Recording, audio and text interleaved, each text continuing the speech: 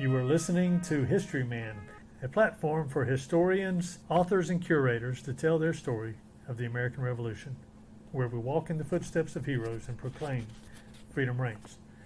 We're here again with Richard Allen Morris, a retired Lieutenant Colonel, U.S. Air Force, and Vice President of the Piedmont Region's Sons of the American Revolution, and volunteer at the 96 Historic Site in South Carolina. So we are in this story. We're now the race to the River Dan with Cornwallis, right? Correct. Trying to get a hold of Nathaniel Greene. Correct. We've got Daniel Morgan, part of that. They're racing to the Dan, and Cornwallis is trying to get right behind them. He's burning his baggage. But while that's going on, you got all these little fires, pockets of things cropping up everywhere that your guys, Kruger at 96, and Brown at Augusta. And then you have Rowden at Camden. Trying to put out all these little fires behind Cornwallis as he's leaving the state chasing after Nathaniel Greene. So tell me about what's happening here at 96. Okay. 96, of course, Kruger says the engineers showing up. They're working on the different forts. He's still going under the mantra that Cornwallis gave him, that this is the key to the upstate. As long as we can hold on to 96, we can control South Carolina. That was kind of the philosophy. Mm-hmm. And so that's what Kruger is doing. He's building like a crazy person. So I'm going to stop you right there. At Camden, you had outposts. You had Camden as the main post, but you had outposts at Rocky Mount. You had outposts at Hanging Rock. What were your outposts here at 96? Orangeburg, Monk's Corner. Okay. Coming out of Charleston, that's the way they would come to 96. They wouldn't go through Camden and up around that way. They'd come up through Monk's Corner, Orangeburg to 96. And in between Orangeburg, Monk's Corner, and 96, open country. Is that right? There were no fortifications. And so they relied upon each other. Camden, Augusta, and 96 relied on each other as far as support. So, of course, after the battle of the second battle of Camden, or the Battle of Hobkirk Hill, Greene turns his attention to the South Carolina again. Cornwallis goes off to the coast to refit. Like you said, the race to the Dan, he lost. Right. Guilford Courthouse, he didn't lose, but he lost so many officers, he expended so much material, he had to go refit basically his whole army before he could do anything. And so he flees to Wilmington, and Greene turns south and comes to Hobkirk Hill, just north of Camden, where he fights Rawdon. Okay. Now, Greene's one of those officers that never won a battle, but he won the war. The reason I say that, and you'll hear, after the Battle of Hobkirk Hill, Greene retreated and regrouped. Rawdon burned Camden to the ground and retreated back towards Charlestown. He ended up Monk's Corner, and he had troops kind of scattered in between, but he went back there. He sent word to Kruger to close up camp at 96. Okay. He said, I can't support you. You're too far away. If you get in trouble, you're on your own. All of those messengers that he sent, and he sent several, were all intercepted by Patriot forces. I think that's interesting. Buchanan talks about that in his book, but I think that is interesting to know, and something that's kind of glossed over. We rely so much on phones and radios and stuff now. It's even satellite. We're communicating to satellites, and then it comes back across on the other side of the world. I can pick up a phone right now and call someone in Turkey and talk to them real time, right? Back then, we were relying on 15, 16, 17-year-olds to get on a horse or on foot and go communicate a message. And they were being intercepted right and left. Oh, I couldn't get through. Yeah. As a matter of fact, Cornwallis actually sent additional cannon to Kruger. The cannon never got here. Is that right? They were intercepted. He had three-pound cannon that he had, and he sent Cornwallis, said, I need more cannon. Well, Cornwallis sent him some cannon, but they never arrived. Never arrived.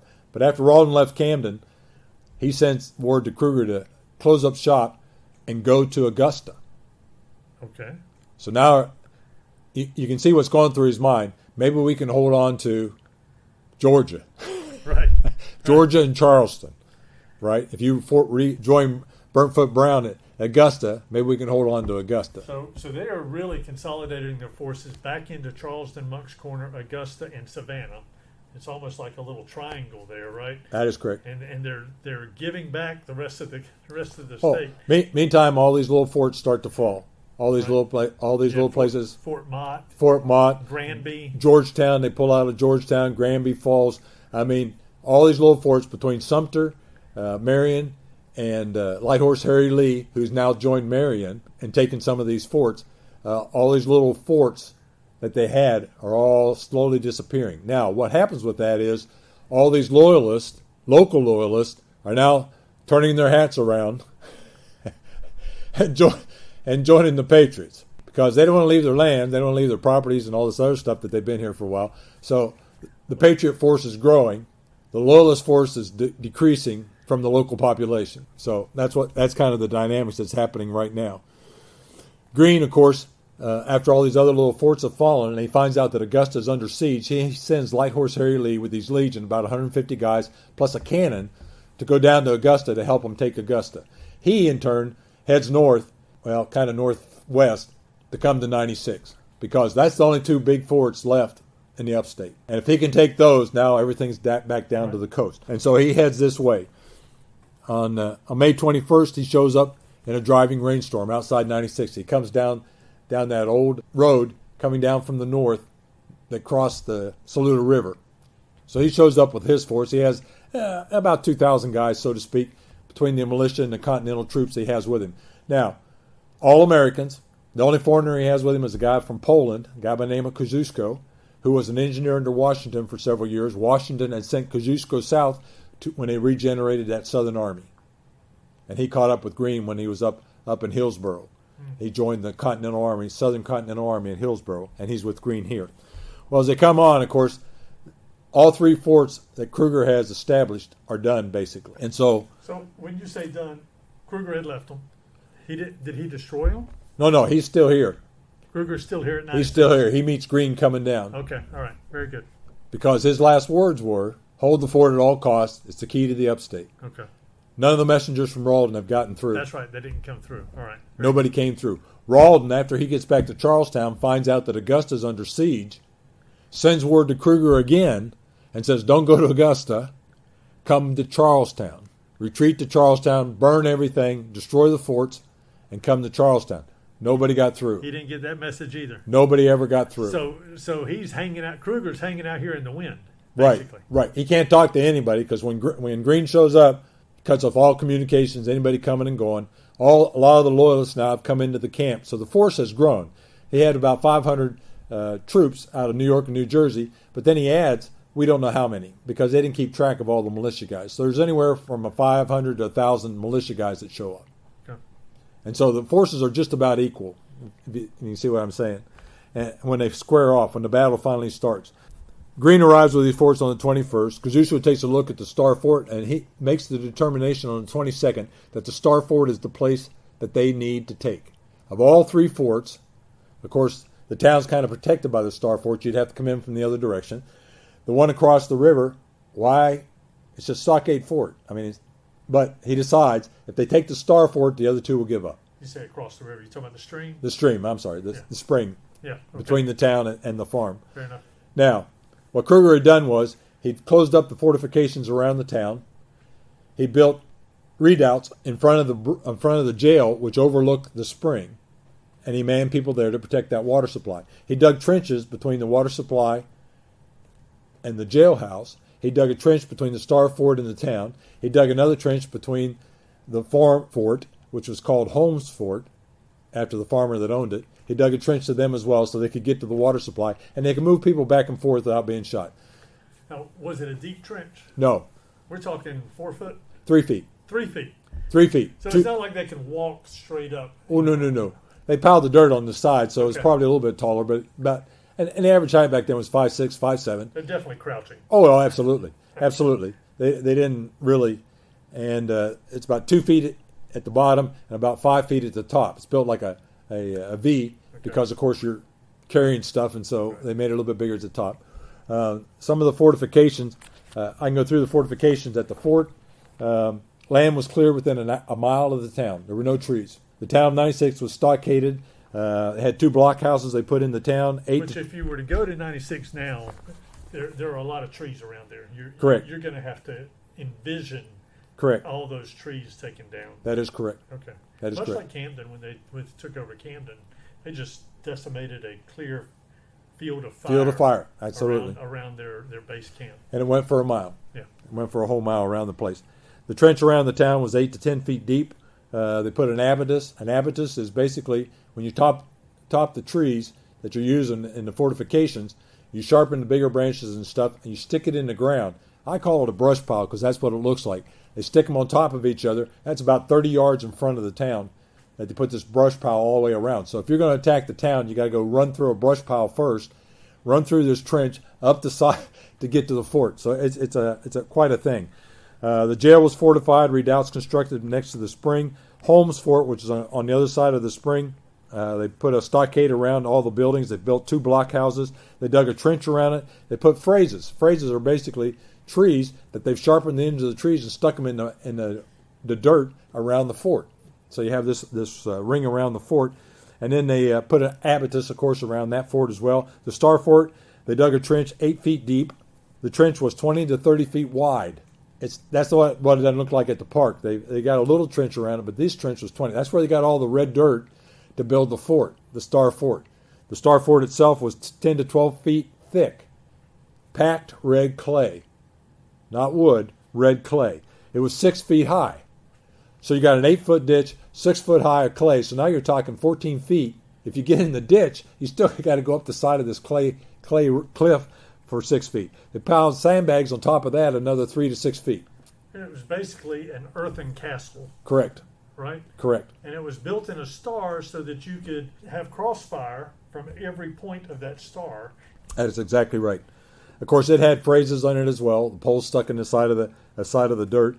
They had an abatis at 30 yards, and then they later would build a traverse inside the Star Fort itself, which is 12 feet tall, which is basically just a mound of dirt, which would kind of protect them to get up to the wall of the fort, back and forth. I see. And that is all there. The traverse is still there. The wall of the fort is the original fort that was built in 1781. It's kind of deteriorated, of course.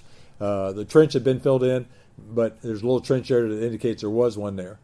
So all that is original. That one of the early original dirt forts that exist from the Revolutionary War. Maybe getting ahead of you here. Oh, that's okay.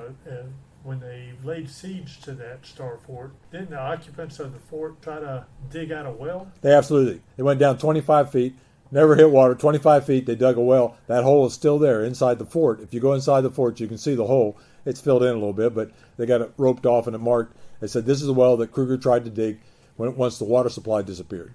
They couldn't get to the water supply at the spring. How many people were in that? About 200. 200 people in that Star Fort. Yeah, between 150 and 200 is what they would put in that fort. Now, General Greene shows up, of course, and they decided they're going to do a siege. Siege is parallels.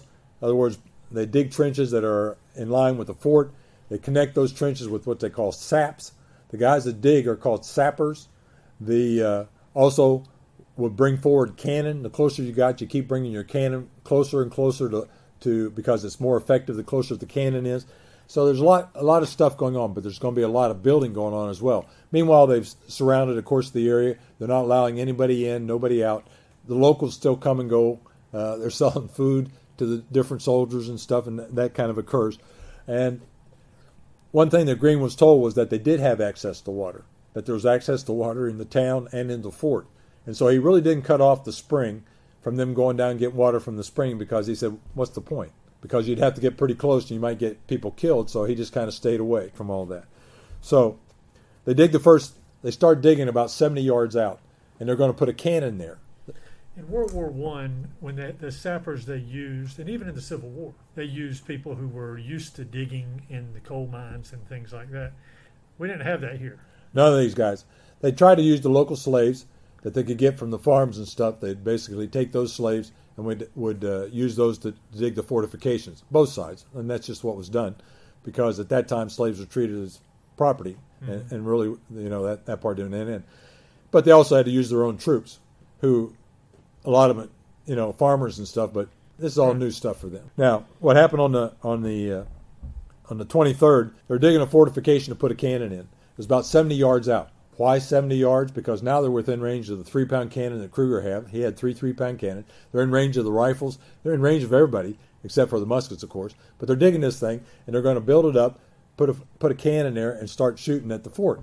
Well, on the 23rd, Kruger sends out a raiding force, of course, in the middle of the night, raids this structure that they're building at night, because remember, there's no cover. Mm-hmm. So these guys are building this thing at night and hoping that nobody shoots them. These guys show up, and they have a hand-to-hand thing. The guys that were digging, of course, drop their tools and run back to the lines up to the north. The slaves don't run. They're not part of the army. They just stay there. They just stand there. And these guys are all fighting each other, and they're just kind of standing back watching these guys fight, right? So when they get done fighting, Kruger's men take the slaves and the digging tools and go back to the fort. They had one guy killed. It's almost like a Monty Python thing. Except it's very violent and very dangerous. They had one loyalist that was killed in that attack. It was a lieutenant that was leading the attack. Is that right? Yeah. And, of course, a couple of the Patriots were killed as well. So they give up on that. They start a new parallel, but that parallel is approximately 200 yards away from the fort. They build an approach trench. They build the parallel. That happens by June 1st. They completed the first parallel. Greene, remember, had sent a cannon to go to Augusta with Light Horse Harry Lee. So he still has 3 6-pound cannon. But that's all the cannon he has. They open up a battery just to the east of where they're digging, and that battery starts firing at this fort. But, of course, they soon realize that clay, 10, 12-foot clay fort, the cannonballs are just not going anything, not doing a lot of damage. Reinforcing the fort walls as they do it. So what they decide to do, they need to build the cannon up. So they actually make platforms 20 feet tall, drag the cannon on top of these platforms, out of dirt, of course, on top of these 20-foot platforms, and are now firing over the fort. And they're still finding, about 2 years ago, they still found a 6-pound cannonball in the back wall where it had sailed over the fort and lodged itself in the back wall. And but they're still not doing much destruction, if you know what I mean. So you got all this going, all this digging going on, plus the surrounding of everything. On the 8th, by the 8th of June, they've got the second parallel done. They got the first parallel done. They got the trenches connecting them. Light Horse Harry Lee shows up from Augusta. Augusta has fallen. Augusta fell on the 5th of June. So 3 days later, he shows up with these 150 guys. He's bringing the cannon with him, of course, that he'd taken to Augusta. And that evening, a guy by the name of Pickens, who had signed the parole originally when they'd taken over South Carolina, and then had rejoined the forces, had fought at Cowles Pens, now he fought at Augusta, and now he shows up at 96 with 400 militia guys. Of course, Light Horse Harry Lee looks at General Greene. He goes, "How come you're not attacking Holmes Fort? It's made out of wood, as opposed to this thing." And General Greene says, "Okay, you go get it." So he does. He sends Light Horse Harry Lee and Pickens over to the Holmes Fort, and they start digging trenches and attacking this fort. Of course, when his 6-pound cannon shows up and he fires cannonballs against that stockade fort, which is made out of logs, splinters start coming out. And he's making holes in the side of that fort like all the time. So, but he's got the Holmes Fort, Greene's got the Star Fort, and they kind of leave the town alone. In the middle of all this, they complete the third parallel, which is now about 30 yards out from the Star Fort. And they decide they're going to build a tower. It's called a Mayhem Tower. The tower is made out of wood. It's made out of logs.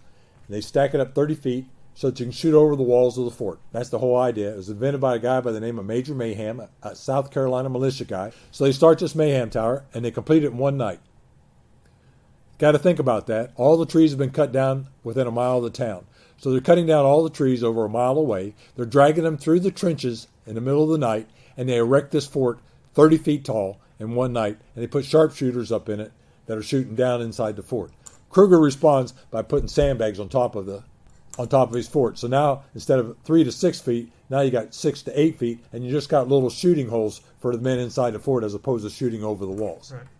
Now, at the same time, Greene has the idea that if he starts a fire in the town, Kruger will give up. So he has these men take arrows, load them with par pitch, light them on fire, shoot them, and try to land the arrows on top of the houses. Remember, these are wooden shingles, so he's going to set the town on fire. Kruger responds by removing all the roofs on the houses. So when the arrows come in, you just stomp them out. You don't have to worry about that. And when Kruger sees the tower, he starts heating these cannonballs for his 3-pound cannon. He's going to shoot them against the tower, break up the tower, and set it on fire with these hot cannonballs. He can't get the cannonballs hot enough. And the fortification, the tower, is made out of green wood. Doesn't work. So that's where we're at. They're about 30 yards away. Meanwhile, Rawdon has put together a force in Charlestown. He got reinforcements from Ireland. Irish troops show up on boats. There's about 4,000 of them. And he's going to take some of those troops, plus the troops he has, pick up some more at Monk's Corner, and go relieve 96. He already has gotten word that Augusta has fallen. He's going to go relieve 96. So he has about 2,000 troops that are headed to 96. Now, it normally took, if you had a little caravan, about 9 days. It takes him a little bit longer than that, about 13 days to get there. He's taking kind of a circuit route because all these other forts have fallen, and he's trying to avoid a conflict. And so he heads north to 96. Ward on the 17th gets to Greene at Rawdon's almost there. So he sends Pickens with his troops to try to intercept them, basically just to slow them down. Not to fight a pitch powder, just to slow them down. He'd already sent word to Sumter. He'd sent word to Marion, hey, you need to slow these guys down. He then also sent his cavalry under Washington to go south to try to intercept Rawdon and just slow him down. Just slow him down, gives a few more days. Meanwhile, they've also started a tunnel. Kosciuszko realized they're not going to blow this fort apart. They're going to dig a tunnel, go underneath the fort, and blow it up. So at the third parallel, they go down 6 feet. The tunnel is about 3.5 by 3.5. Is it still there? Still there. Really? The tunnel still exists. Of course, they've closed it off because of liability and all this other stuff. Reinforce the tunnel with no reinforcements. Like that? No reinforcements. Red clay. Hard red clay. Kosciuszko called it soft rock. They're digging through this thing in the middle of the night, of course, with candles and hauling the dirt back in baskets and up. And I mean, just unbelievable the amount of labor that went into this star fort. That's crazy. They got about 125 feet.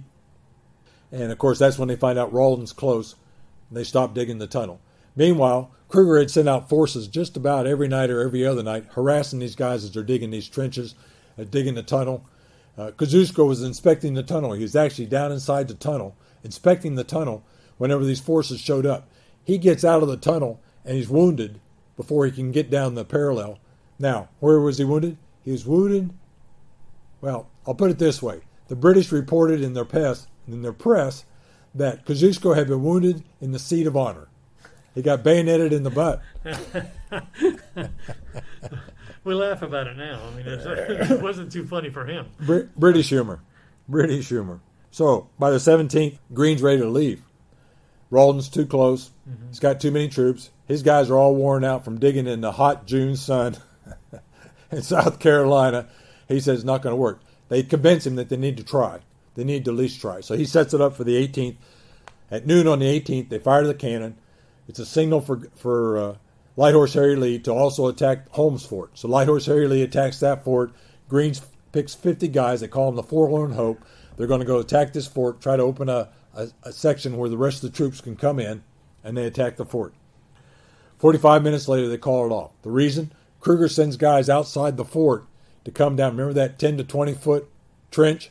They come in the trench, kind of pinch these guys, there's 50 guys that are trying to attack the fort. They kill or wound 40 of them. Greene sees that this is not any good, calls it off. Meanwhile, Light Horse Harry Lee has attacked Holmes Fort on the other side, west of 96, and has taken the fort. Why? The guys left. Okay. All right. The guys left in the night. Early morning, they done disappeared. Okay. So when Light Horse shows up, there's nobody there. So then he starts shooting at the guys at the jailhouse and across the fort and stuff.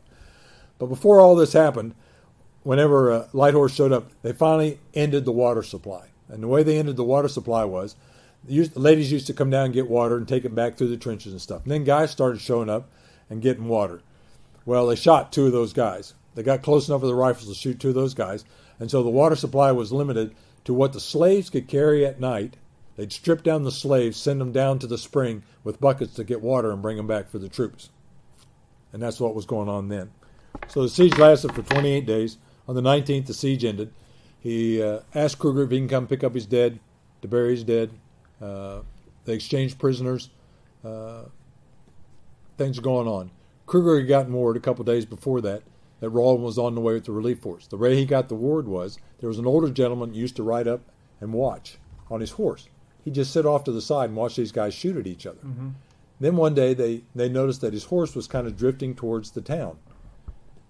next thing you know, the guy grabs the reins, kicks the horse, and heads to the town. Of course, they tried to shoot him before he got to the town. He brought word to Kruger about 4 days before, letting him know that Rawdon was on his way and that he had 2,000 troops. A loyalist. He was a loyalist. Wow. So Rawdon had already stocked the fort with 30 days of provisions. Now, all these people had showed up, all the loyalists had showed up, and brought food and stuff with them, of course, animals and other things. And so provisions were getting slim, but they weren't completely out of provisions. And, of course, the slaves were providing water. By the 19th, though, the siege was ended. The 20th, Greene leaves.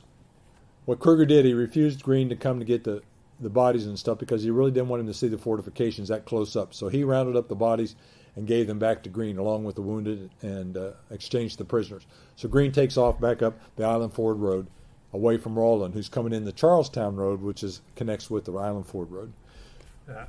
You said Island Ford Road? Island Ford Road, yeah. That's the one that heads back over towards Correct. Camden. Correct. Okay. Goes over to Saluda and then Camden, ends up over towards Which we Camden. think, we were talking prior to the episode, we think that might be closest to Highway 34. Correct. Maybe. Correct. That's what it sounds like. Yeah. It followed along the same path. Yeah. Along the same path. Rawdon arrives on the 21st, of course. He gives chase. Mm-hmm. He leaves part of his force there, and part of the force chases Greene. But, of course, Greene's got enough head start. He keeps crossing them rivers. And Rawdon finally gives up. He says, I'm not going to do this. And turns around and goes back to 96. Now, he'd been harassed a little bit coming up from Charlestown, but most of his force made it. The biggest casualties that he got was from heat. The Irish troops, when they got off the boat, were still wearing the winter wool uniforms. Oh, and they didn't have summer uniforms. And so these guys had marched to 96 in June in their wool uniforms, and they said 50 to 70 of them died of heat stroke. and as we're talking here today in June, it's 105 outside. So, give you an idea. yeah. Yeah. You just can't. There's just no way. He finally gets word to Kruger. Abandon the fort. He says, I'm leaving. I'm taking some of my troops with me, about 1,000 with me. I'm going to leave the rest of them here, destroy everything. And that's exactly what they did. Of course, they couldn't destroy the Star Fort, 10 to 12 foot of red clay. Not going to happen. Right. They leave the Star Fort, but knock in the sandbags, fill in the trenches, burn everything that they can. Everything made out of wood is burnt. And Kruger offers the Loyalists the opportunity to go with them. I'm curious as to archaeological digs at the Star Fort later on. Did you actually find the sandbags? No. Well, it had mixed. The farmers had farmed that land all except for the fort itself. Oh, and then it's They had turned that back into farmland. Right. And so some of that stuff had been planted. But they could still tell where the trenches were because of the way the ground, with that I got you. penetration stuff Right. that they get. Now, the problem with doing archaeological dig, I'm told, at 96 is the red clay. The red clay has iron in it. So all of their equipment, which basically detects metal, Oh, unless you have a okay. big piece of metal, it's kind of masked by the iron content of the soil. And then it's And so they have a hard time going and picking things out until they actually dig it up right. and filter it with a, like that. So it's a little more of a challenge for the archaeologists to dig. So by July, the second week in July, Kruger's packed up and gone. All the Loyalists are gone.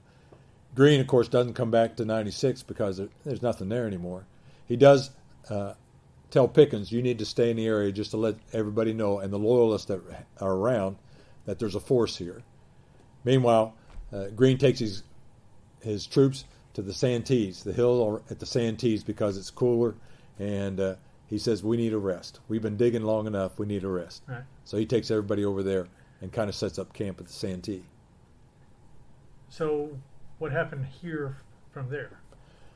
The town of 96, after the war in 1783, is rebuilt, except it's not rebuilt on the original town site.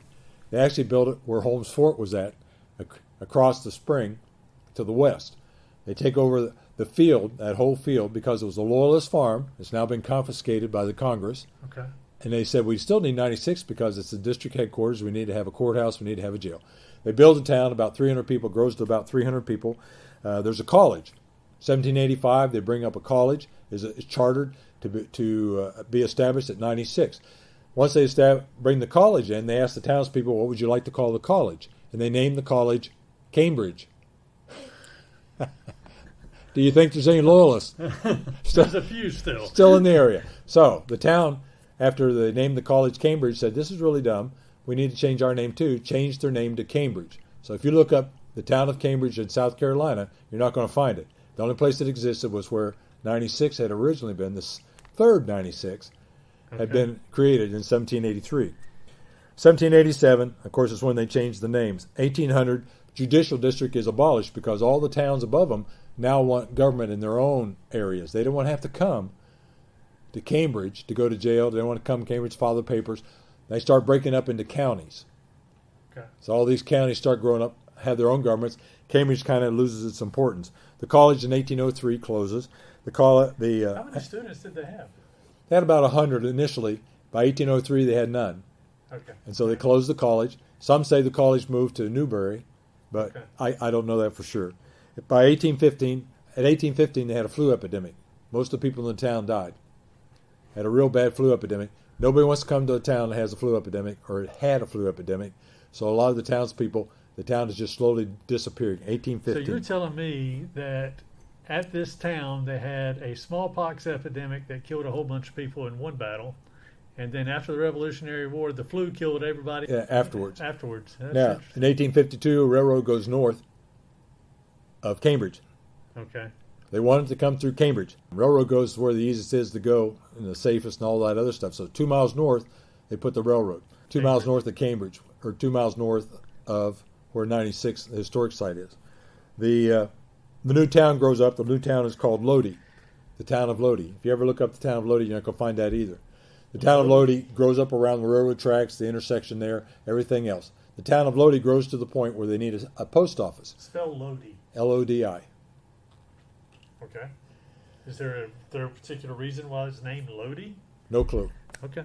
No clue. Fair enough. The town of Lodi needs a post office. Well, the town of Cambridge has a post office. But the post office at the town of Cambridge is called 96. Why? Because when they established the town, they said we're going to put a post office there. Federal government. They called the federal government, sent in an application, said we need a post office at 96. The federal government gave them a post office. Took a while, but they'd already changed their name to Cambridge. But they forgot to tell the Postal Service that they changed their name. So when the sign showed up, the sign said 96, Post Office 96. They hadn't done the paperwork, and so that's what they put on the building. Post Office 96 at Cambridge. Well, Cambridge is closing down. Everybody's gone. The little town of Lodi needs a post office. They don't need a post office at Cambridge anymore. They closed the post office at Cambridge in 1860, moved that post office to Lodi. Now, you would think they would change the name of the post office to Lodi. No, that's too smart. Federal government don't want to do that. We've already got a sign. Established a post office 96 at the town of Lodi. The townspeople of Lodi said, this is dumber than dirt. We're going to change our name, change it to 96. 4 96s. That is the end. That's why the original town of 96, the Fort Nnety Six, is not actually in 96. What a great story, man. Now, if they were to come to 96, what would they find? 96 has a national park, took it over in the 70s. They have a wonderful visitor center. They show a 20-minute film that basically talks about what I just talked about. They have a small museum that you can go in and look. They have the 3 trails. They have the circular trail that basically starts at the visitor center, ends at the visitor center. It is paved. It's up and down. I mean, it's like rolling hills type thing. It takes you by where both battles were fought. It takes you by the Star Fort. It takes you by Holmes Fort, which they've recreated. It takes you by where the first 96 was, and you walk beside where the third 96 was. There is a trail that follows the old Charlestown Road. Those roads are still there. They've cleared them, and they're just indentations in the ground, basically, and they're pretty wide. Well, when you say pretty wide, how wide are they? 70 feet. 70 feet? And the reason they're 70 feet, they weren't originally 70 feet, but in 1750, Congress, or the legislature, down in Charleston said they needed to widen the roads. And so they sent people up to widen the roads. And, of course, what's going through our minds, bulldozers and things like that. No. These guys with axes, all they did was cut down the trees right on the sides. That's how you widened the road. There was nothing put down. They just cut the trees down so people can pass. And they also passed a law. The law was if you were driving a wagon, you had to stay to the right on that road so that people that were riding horses and walking could pass you on the left. It was a law back in the 1700s. They still had traffic jams, I guess, back then. Other things at the park, we also have original Cherokee Trail. There's a Cherokee Trail that they've preserved. that you can go down and walk that Cherokee Trail, and it goes for a couple of miles through the woods. It goes pretty close to where Gowdy's trading post was. There's a trail, a path that goes down there. You follow the Charlestown Road, go off the path around where Gowdy's place was. It's marked with posts that shows where we think the trading post was, and then you go past the cemetery where his son's buried and things like that. There is a farmhouse there, a 2-story log house that was built in the 1780s that was moved from Greenwood. When the Greenwood Historical Society had it, we're told that there was this farmhouse there that these people was tearing down a house, and they found this thing underneath the house. Underneath the house they were tearing down. It had been covered with siding and everything else. And so they said, yes, we'd like to have it. Put it on a flatbed truck and took it down to the park and erected it down there at the park. And that's kind of a model for them. Now, there's several events throughout the year. They have a crossroads events in the spring where they bring in reenactors and people that can do that. They have several events during the summer for kids. They have stargazing. They have a pond that they inherited from a cotton mill that had moved away, and you can actually go and fish there as long as you got a fishing license and stuff, which is on the other side of the park. The park is 1,000 acres. They've got horse trails. You can bring in your horse and ride these horse paths throughout the park, the back part of the park, and it's just got a lot to do. How would they find you? The park is 96 National Historic Site. If you go to that website, they have listing of events that occur on a regular basis. As far as location, if you go to the town of 96 and come south about 2 miles, you'll find the park. Very good. It's a beautiful park, and it is actually a historic crossroads in many respects. Listen, thank you so much. Appreciate your time. You're welcome.